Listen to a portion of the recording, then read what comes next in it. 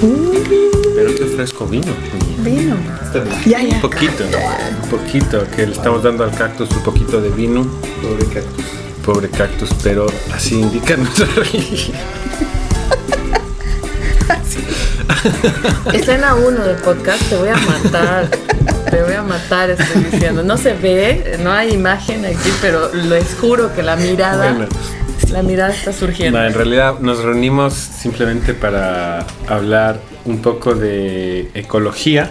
Esa es la palabra que hemos escogido para iniciar esta conversación.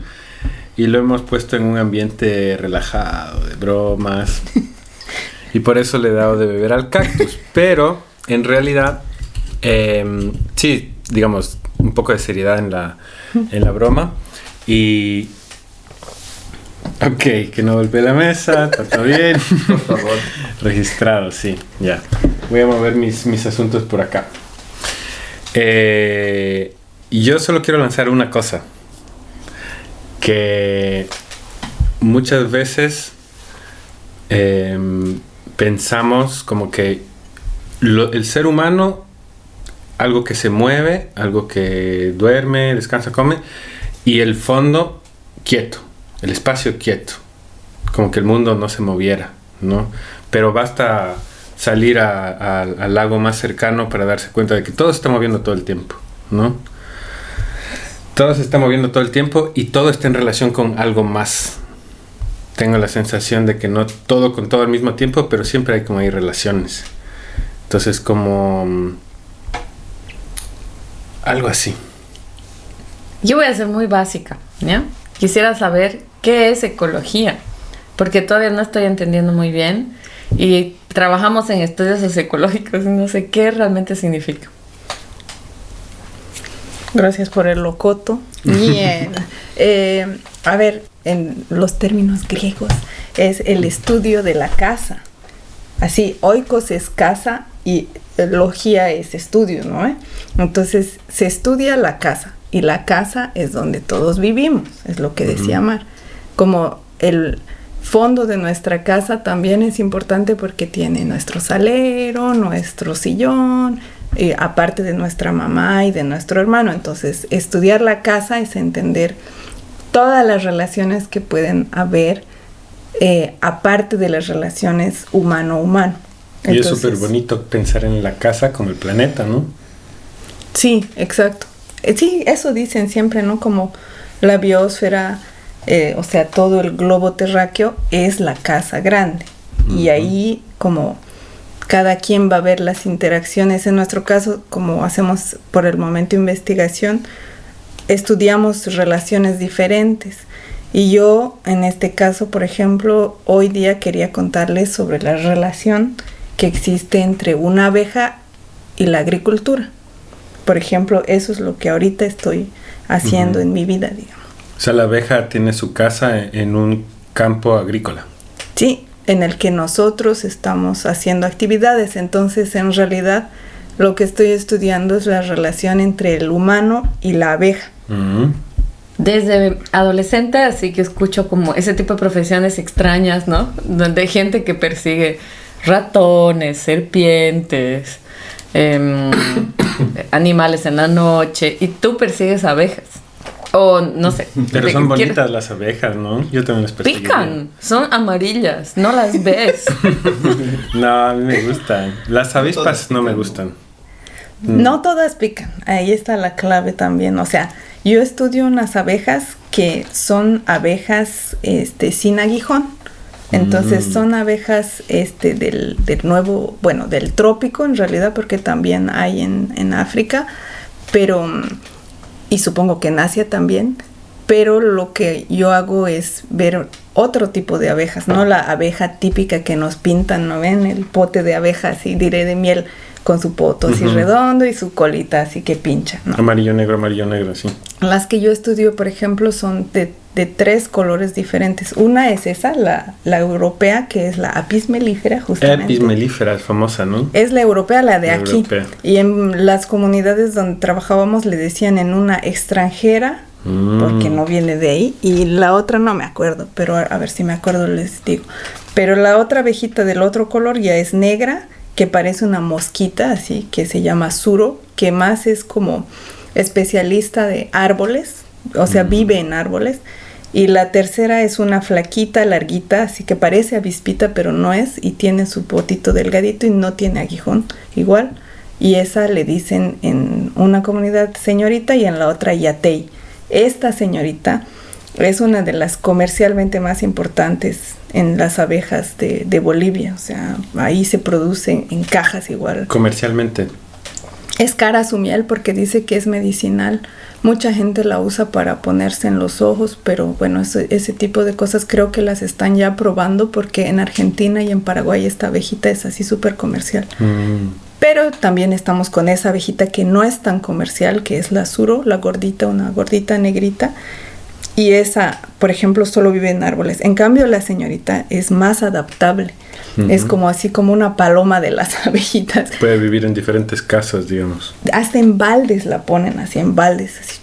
Pero bueno, esas abejitas están viviendo en un paisaje agrícola y lo que yo quiero entender es como ¿qué hacen ahí? ¿Qué están haciendo en el paisaje que haya sido ya sea degradado o no degradado en una agricultura industrial y en una agricultura que es todavía tradicional, chiquitán? Puedo imaginarme como un poquito la geopolítica de las abejas, ¿no? Es decir, cuando escucho así abeja extranjera llegando a nuestro territorio, ¿no? ¿Cómo ha llegado? ¿Qué es lo que ha hecho que vengan? Si son más baratas o más caras, si son más cool o no, digamos, ¿no? ¿Será que es como comerse una hamburguesa de McDonald's para alguna gente? Quiero decir, ¿habrá orgullo por tener abeja gringa o abeja europea? Y por otra parte, esta fantasía sobre las abejas africanas, que son peligrosísimas y que matan. Te voy a lanzar un par de cositas que se me ocurren al medio de tu descripción, ¿no? Cuando hablamos sobre estas abejas particulares, las señoritas, y es muy especial, ¿no? Su miel es pura, como con todas esas características que la hacen en un mercado de lo ecológico, de lo agroecológico, interesante. Y entonces de repente lo exclusivo que viene de territorios, de la diversidad, de las muchas flores que hay en las regiones, se vuelve un producto que es para un cierto sector. ¿Cuál sector? ¿Es de élite o no? Se puede consumir una abeja de calidad si vienes de un territorio, o sea, las mujeres guaraníes o las mujeres chiquitanas comen miel de abeja de calidad o no la consumen. Creo que son preguntas súper interesantes, pero a ver, me voy a centrar más en esa que decías primero de la geopolítica de las abejitas. Y sí es cierto que la Apis mellifera, por ejemplo, viene de Europa, pero no da más estatus. Más bien es como la más truchita. La común, ¿no? ¡Yay! Es la común. La más común. La de cliché, digamos. No puedo no alegrarme. La del libro de niños, ¿no? Sí, y es como, digamos, la más fácil de criarse. Entonces, sí, como no necesita muchos requerimientos. Y da miel también. Da muchísima miel. Es que esa es la ventaja. Ventajas, claro. De ahí sacas, digamos, 3 litros de miel, creo, si no me equivoco, y de las otras de las señoritas solo sacas 1. Pero esa miel es diferente. Es diferente, sus propiedades son diferentes y su precio es diferente, igual, claro. Está valorada por asuntos medicinales, quizás. Sí. Como las abejas de... Bueno, es que yo no sé si hablamos solo de abejas o de flores también, porque sí, cuando hablamos de la miel, es la abeja que hace la miel, pero también las flores con las que se relaciona la abeja, ¿no? De forma muy íntima incluso. Entonces, hay esa abeja de Nueva Zelanda que produce esa miel que dicen que tiene probióticos, por ejemplo. Y es, no sé si patentado, ahorita no quiero hablar con ese nivel de conocimiento, pero es como reconocida como tal, Manuka, se llama Manuka, miel de Manuka. Y tiene como esa propiedad. Y bueno, una pregunta que me da curiosidad. Dijiste que hay abejas con aguijón y rompiste el cliché, digamos, de que todas las abejas tienen aguijón, diciendo que hay abejas sin aguijón, que yo no me imaginaba eso, que me parece súper interesante, ¿no? La diversidad del mundo de las abejas. Como los clítoris. Sí. Yeah. Pero bueno, hay abejas sin aguijón. Hay personas sin clítoris. Bueno, hay personas asexuales, pero bueno, son otros temas, ¿no? Esa parte. se Bueno. corta, no se corta nada. No se corta, nada, no bueno. se corta nada. Entonces, asumiendo lo dicho, ya. Yeah. No, mi pregunta era muy simple hasta que me interrumpiste, Mar. Y metiste la insidia en mí. Hay abejas que no hacen miel. Sí, hay abejas que no hacen miel, pero la verdad es que yo no sé mucho de abejas. Lo que yo siempre he hecho en mi vida es pasarme de animal en animal. Yeah.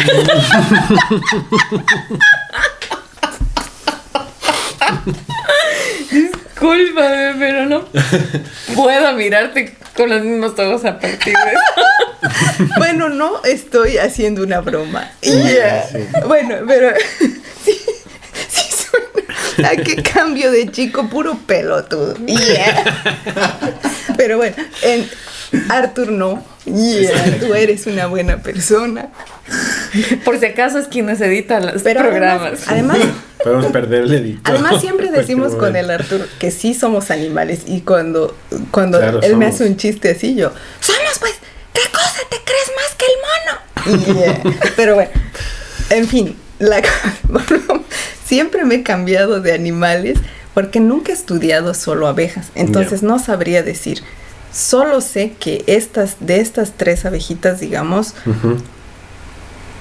lo que yo estaba intentando entender es, como les digo, cómo la agricultura puede estarles afectando, porque como decías, consumen florcitas para hacer su miel.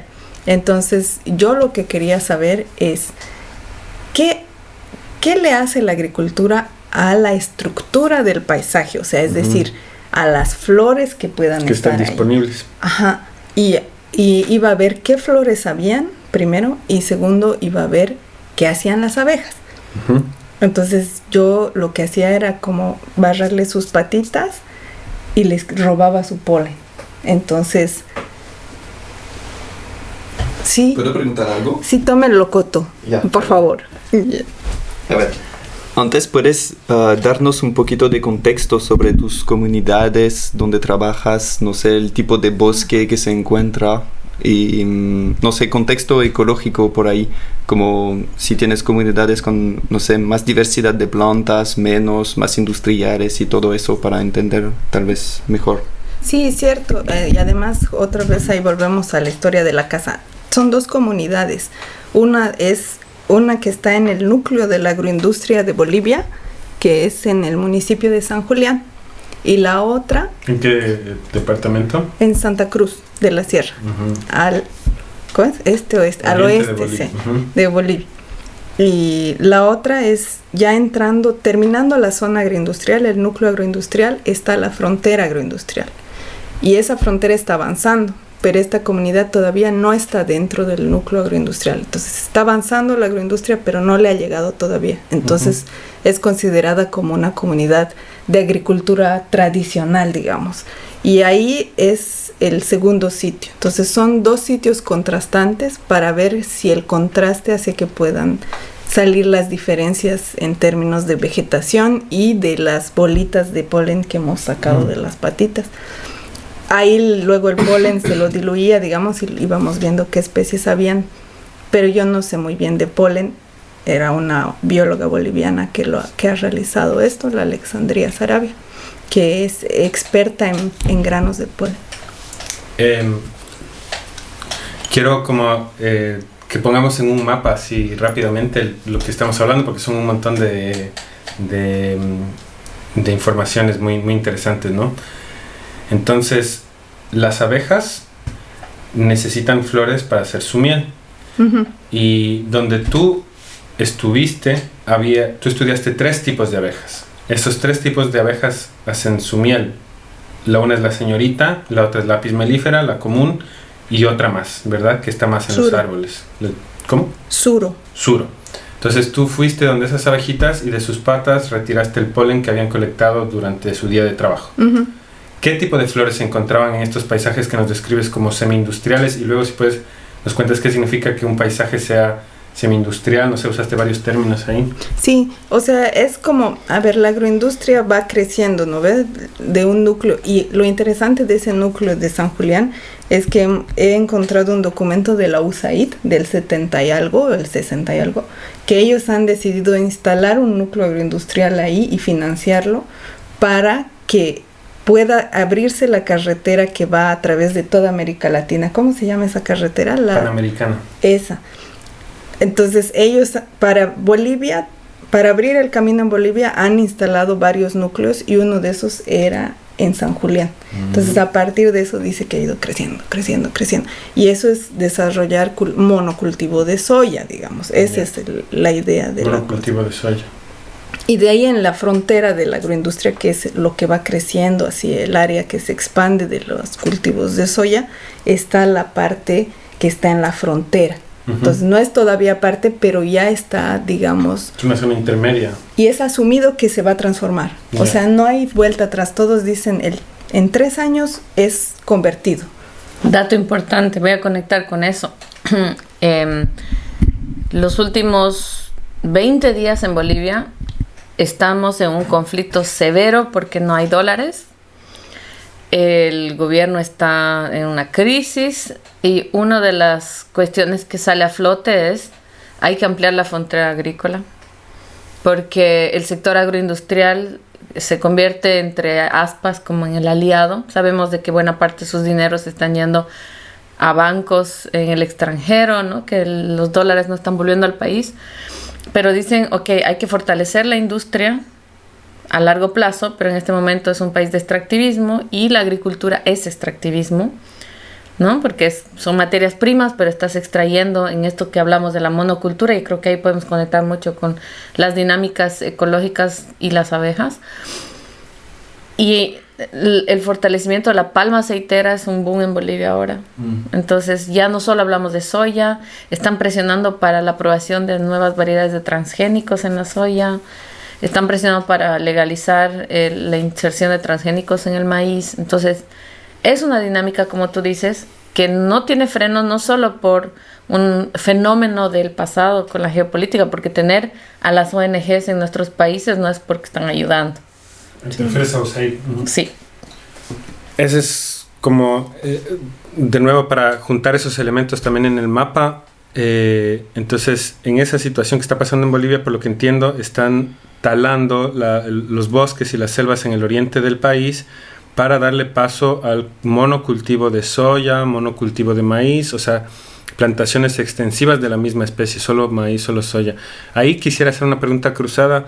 La soya tiene flor, una flor que le sirve a las abejas. El maíz, yo de lo que he visto en Alemania, los monocultivos tienen una flor muy bonita que es el girasol.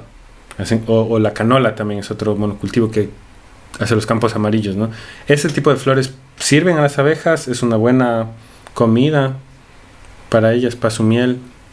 Sí, esa parte es súper interesante. O sea, gracias a los dos porque la Aymara ha traído el tema de lo bien político que es que se ha propuesto la expansión de la agroindustria y me parece eso bien fregado porque realmente no cambia nada a ningún modelo súper extractivista.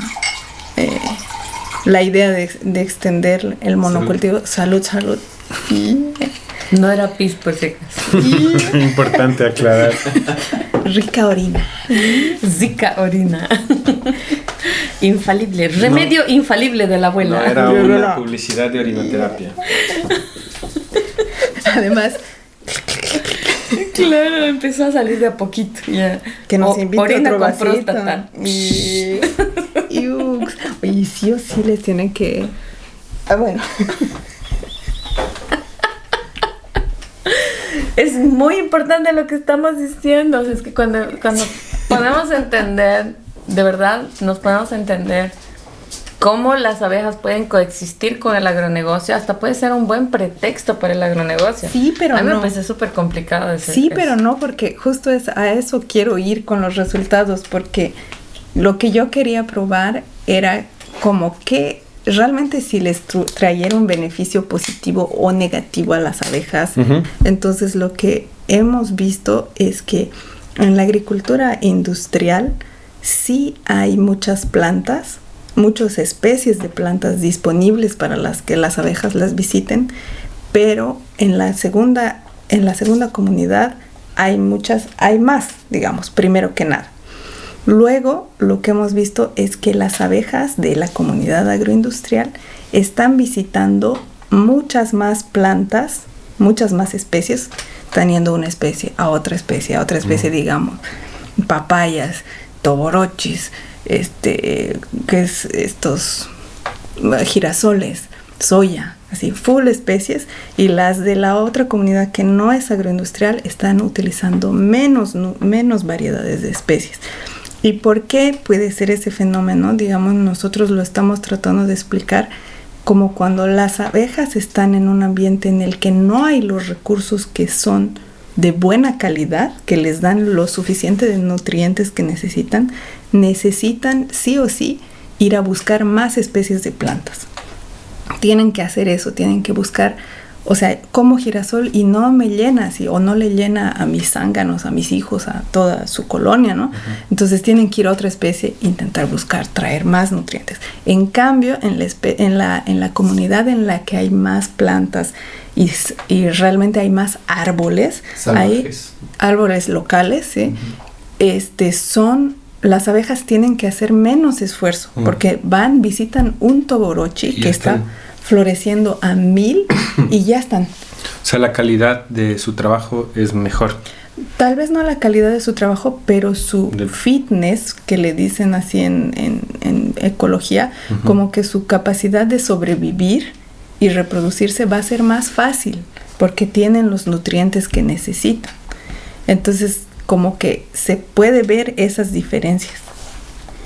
Y se me ocurre conectar lo de las abejas con los pesticidas, porque en las áreas agroindustriales hay, ¿no?, así, rociados permanentes de pesticidas. ¿Cuál sería como la relación que ustedes han encontrado?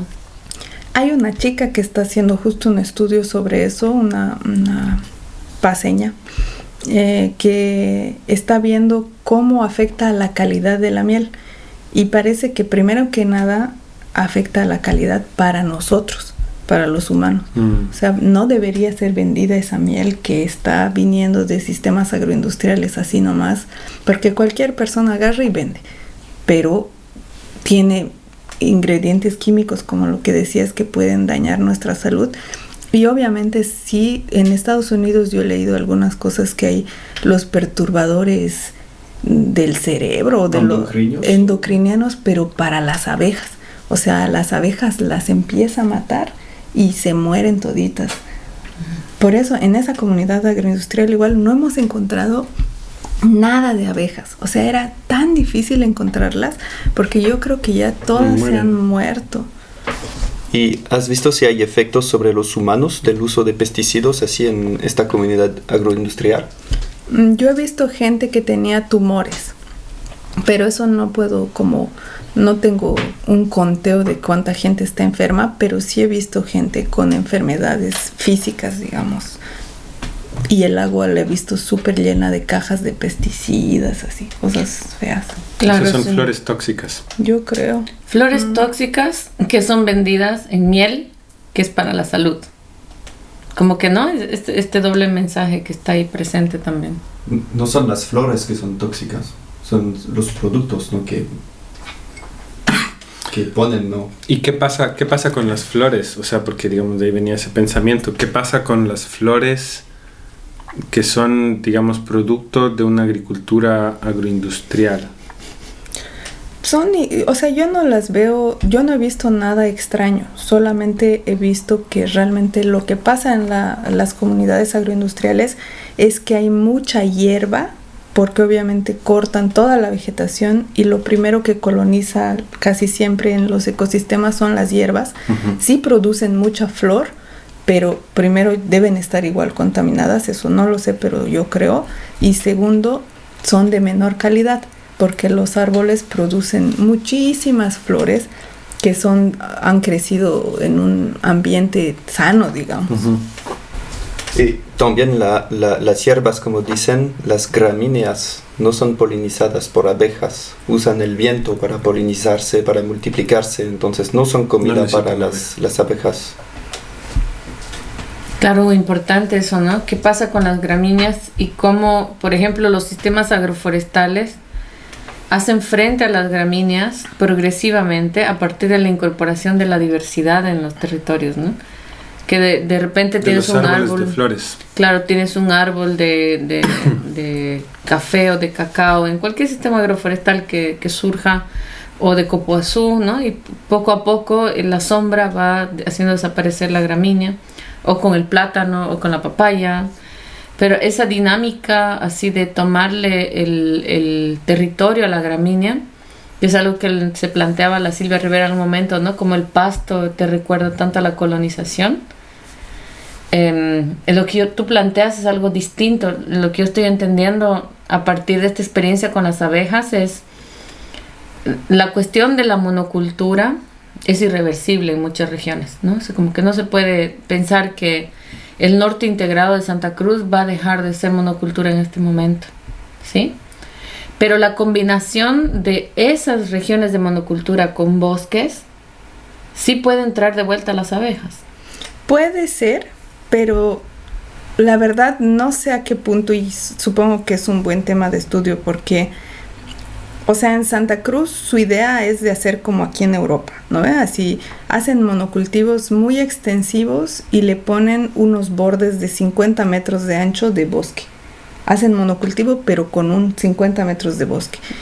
Y esas líneas que dejan, las cortinas que les dicen, ¿no ven? Allá y aquí igual, esas supuestamente mantienen biodiversidad. Es cierto, pero se sabe, otro día tal vez el Arthur puede hablar sobre eso, que esos hilos de bosque que existen no van a tener el mismo efecto que si fuera un paisaje continuo con mucha diversidad, como lo que dices en sistema agroforestal, que eso sí ya hace que el paisaje sea más continuo. En cambio, esos hilos hacen que el paisaje más bien esté como roto, ¿sí? Como si algo lo estuviera rompiendo, y la conexión para las abejas o para cualquier otro tipo de bicho, serpientes, lo que sea, va a ser más difícil.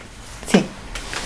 Cami, o sea, con esta, pidiéndote que hagas el ejercicio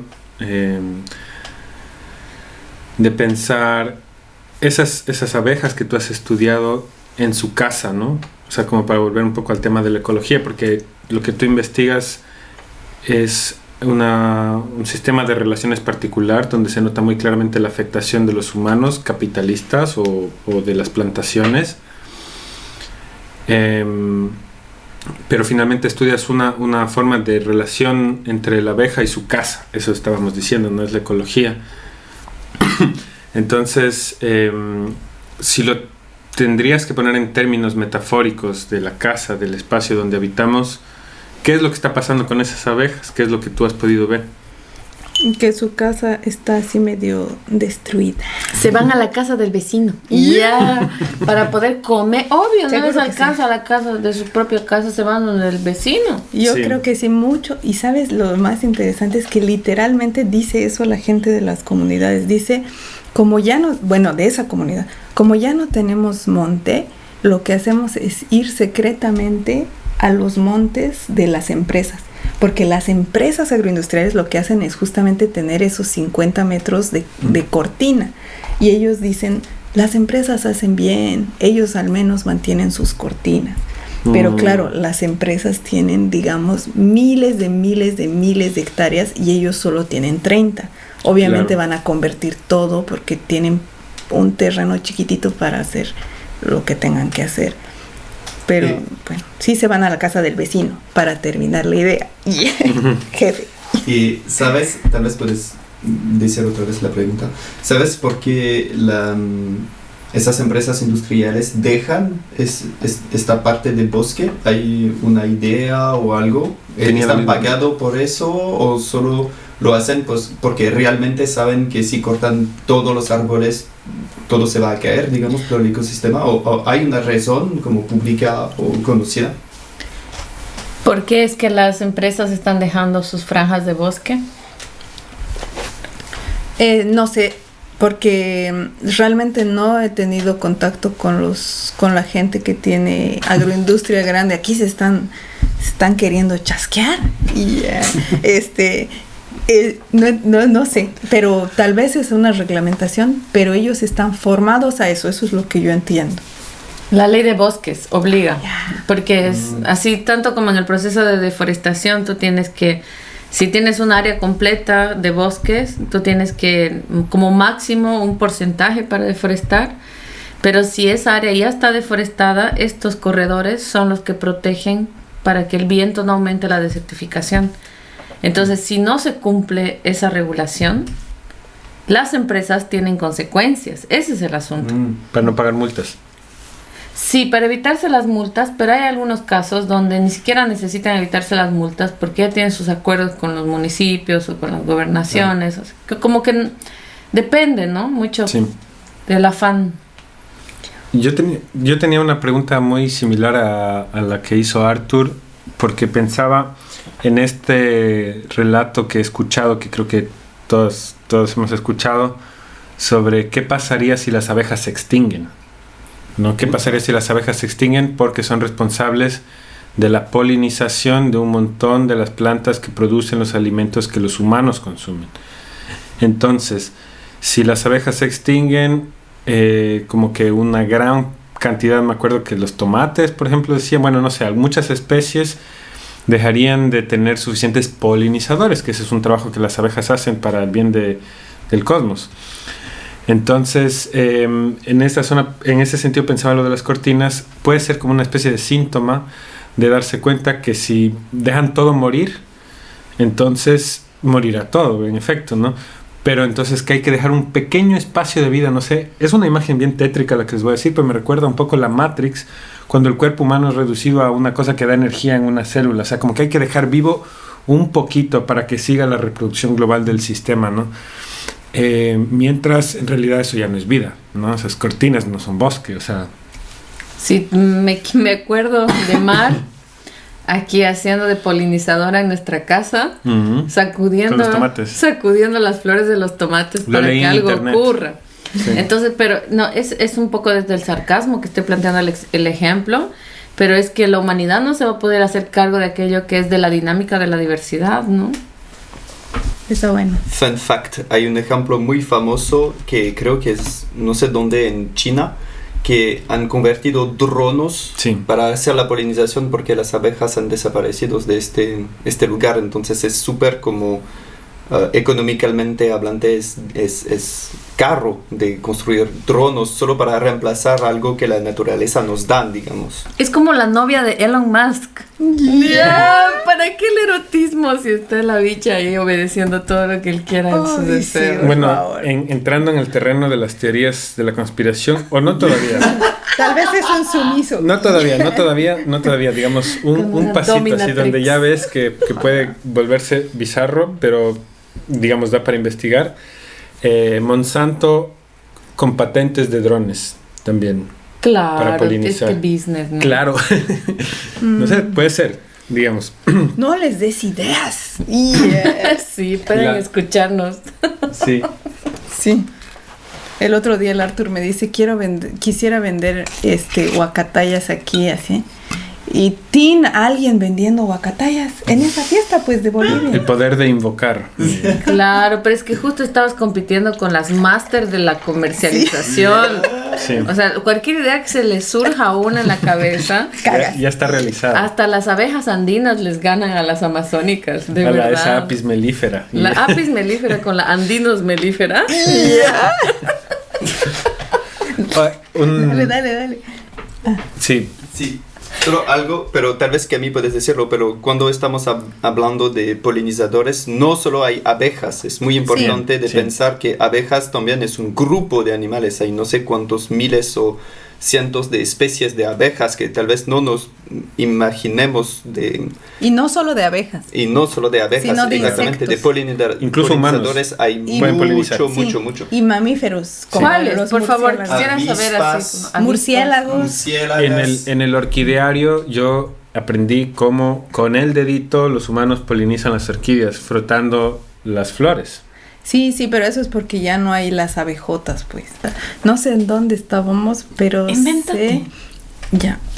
A ver, lo que he dicho era que creo que el mensaje de lo que hemos hecho con todas las chicas allá en el campo, porque ojo, éramos puras biólogas chicas en el campo, estudiando a 30 y pico grados bajo el sol, colectando todo el día de 6 de la mañana a 7 de la noche y secando las plantas hasta las 11 de la noche y otra vez comenzando las jornadas, changas muy valientes, muy apasionadas por las abejas, eso igual quiero decirlo, yo no sé nada de abejas en comparación de ellas, pero gente muy comprometida con la que hemos logrado ver que en la agroindustria las abejas tienen que hacer más esfuerzo para encontrar su comida que en un lugar donde haya un bosque que esté relativamente sano. Me recuerda mucho a estos discursos del ecofeminismo. Lo logré. ¡Ah! Les metí el tema. Bueno, pero me recuerda mucho esto de cuando está el agronegocio o cuando hay la minería, porque son formas de extractivismo, ¿no? Las mujeres son las que ocupan más tiempo, en consecuencia, en lograr que haya comida para la familia, que haya agua, que haya leña, o sea, la energía, el nexus, ¿no?, entre energía, agua y alimento. Y entonces las abejas, las mujeres, la ecología, ¿no?, esta socioecología que tenemos alrededor, está muy afectada y eso no se puede seguir viendo como una externalidad. Pero cuando pensamos en la cadena de valor, se sigue imaginando, ¿no?, como el valor del agronegocio en el país porque genera ingresos, porque trae desarrollo y todas esas narrativas sobre el desarrollismo, en el fondo está precarizando la vida. Sí, sí, y creo que has llegado a un punto súper importante, como eso quiere decir que la agroindustria no está bien, o sea, al menos de lo que nosotras hemos observado, no está bien para las abejas, pero tampoco es para la gente. Nadie de las personas que hemos conocido, o una literalmente tal vez haya sido una persona que nos haya contado una historia de éxito con la agroindustria. Ellos son indígenas, son un pueblo indígena de parcelas muy pequeñas que han sido prometidos así el dorado, como siempre, ¿no?, de que vas a lograr el éxito y desarrollarte, como siempre nos dicen, ¿no?, el éxito del desarrollo, digamos, el sueño de desarrollo no existe para esas comunidades. Y las mujeres, claro, son las que hoy por hoy en esas comunidades se están quedando en casa y no están saliendo como sus parejas cuando son heterosexuales. Están saliendo las parejas afuera de las comunidades, pero esas señoras se están quedando en las comunidades contaminadas, empobrecidas y luchando la sobrevivencia de sus familias. Entonces, sí, las abejas están fritas, tanto como las mujeres y las familias que viven en esas comunidades. Tal vez vale la pena preguntarnos, por lo que dices, quién realmente gana de ese cuento del desarrollo, ¿no?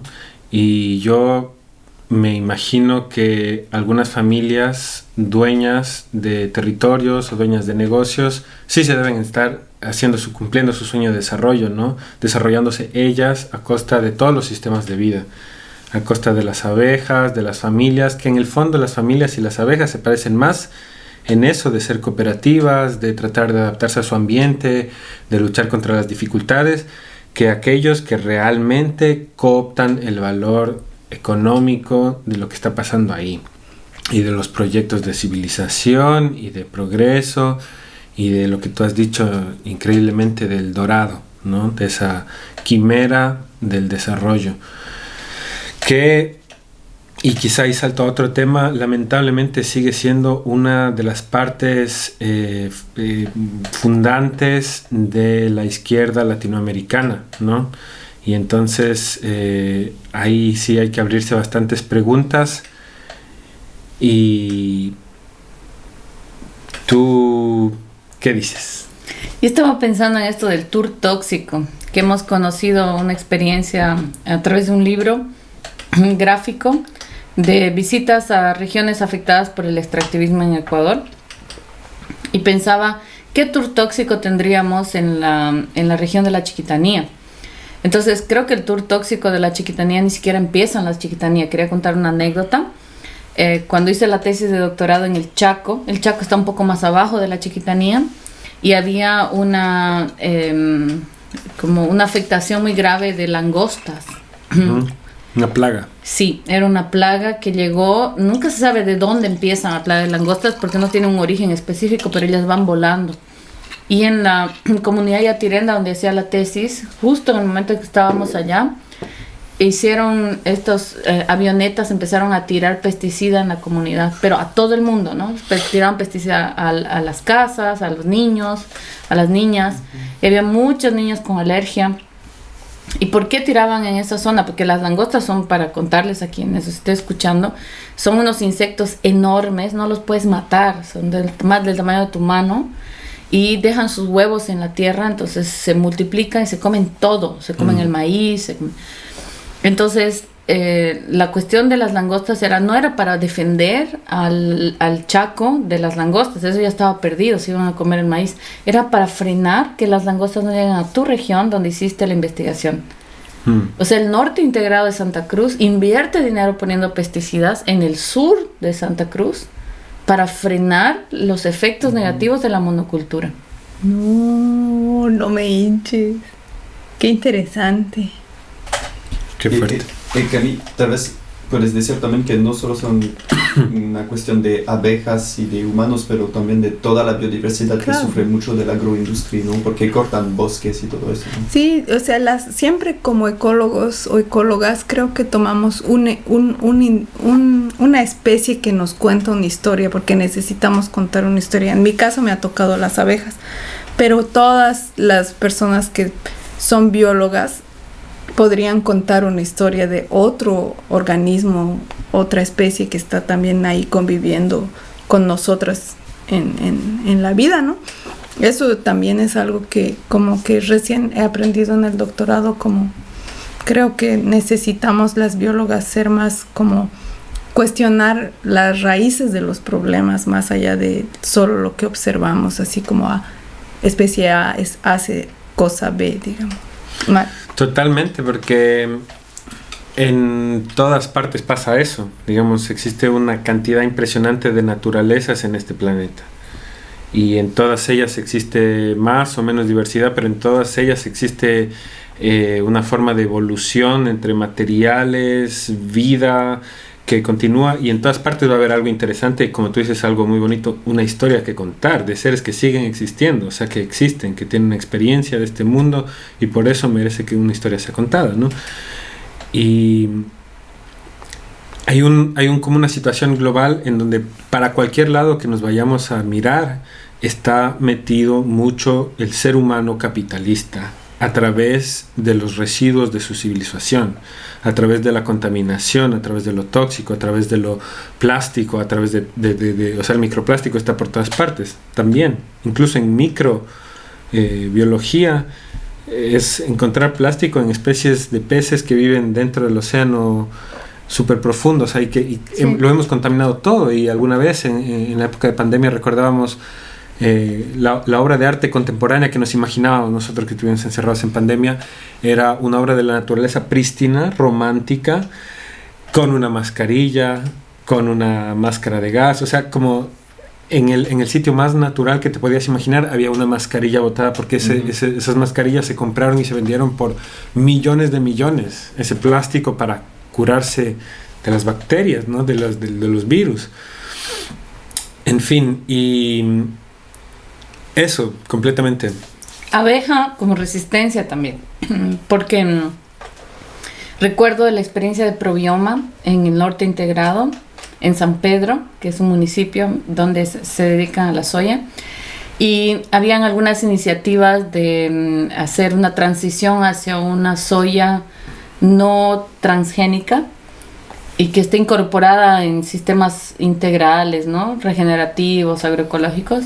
El principal problema que tenían eran los vecinos, porque alrededor tú podías tener tu granja agroecológica, pero si alguien aplica pesticidas, mata a tus abejas, porque el sistema agroecológico tiene la fortaleza de tener a las abejas como aliadas, ¿no? Entonces, el hecho de que persistan, eso me da la impresión desde afuera, ¿ya? Persistan las abejas en territorios en disputa, o sea, las abejas entran dentro de esa disputa, ocupando, frente a esto de construcción del territorio de sacrificio, ocupando con vida a través de esta interdependencia entre abejas y los sistemas que quedan de la monotonía. O sea, la monotonía puede existir, así como existe la modernidad. Es inevitable. O sea, está ahí, está frente a nosotros, nos habita, pero así como nos habita también, alrededor de eso hay la fuerza para transformarlo. Sí, eso también, la esperanza. La resistencia, ¿no? Sí, eso siempre queremos como traer cuando pensamos ahí con la gente con la que estamos trabajando en este proyecto. Siempre decimos, ¿cuál es la salida? ¿Cómo podría haber, dónde podría haber una luz? Y obviamente salvar a las abejas nunca va a ser la luz total, ¿no?